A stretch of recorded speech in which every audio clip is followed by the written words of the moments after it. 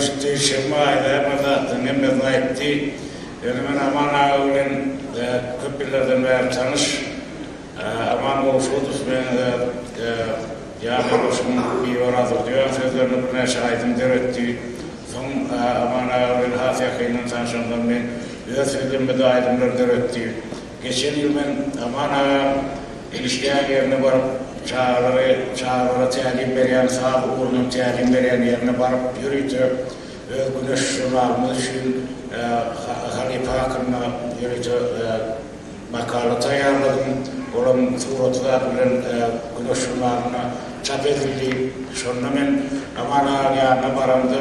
Amana çağrılara sağ uğrayan şairlerine nehil mehr sindiriyanını, nehil ihlas sindiriyanını, nehil şolara bir terbiye, adam gerçek terbiyesini, ustadlık terbiyesini beriyanını yakınının zihninden, yakınının gördüm. Sebep amana böyle şeyle koşulav, şeyle bir mehirli adamın canı al diyen adam, şonu şunun sağlarım, edil şonu yali koşulav, şonu yali mehirli, şonu yali canı yakımlı. Sebep adamın yazıcı şahirin, sağlamlarının İslam'ın sınırda adamın öz dörüdyen yeseri, adamın özünün taş gitmeye alma, ağzının taş gitme değil şiali, sağlam sözüm adamın kalbinin nurlu olsa, sağlam sözüm şu nur, sağı da sözü de geçiyor.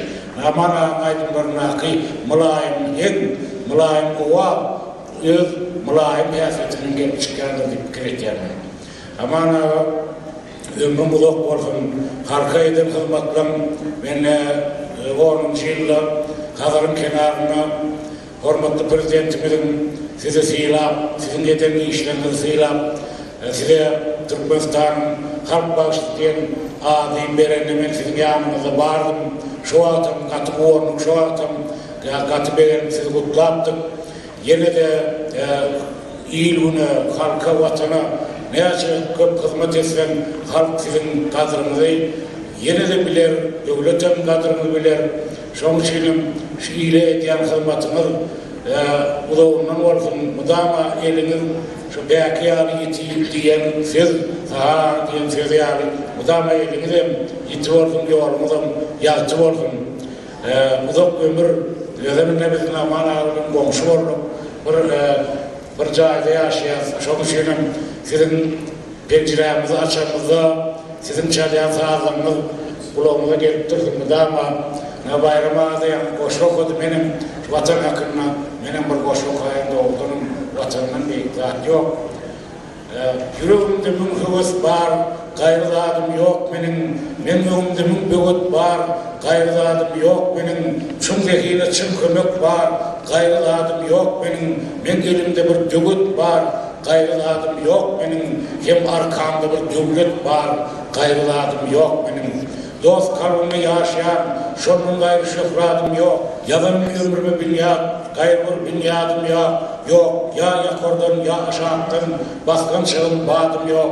Deryalar kimin coşsam, gayrı muradım yok benim. Garovumda her bahar, güller açanlı değerliler.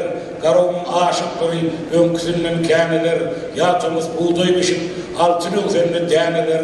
Hem deliyiz altından artık, altını uzlayan şahiler. Çölüm canımdan canımın yadım yok benim.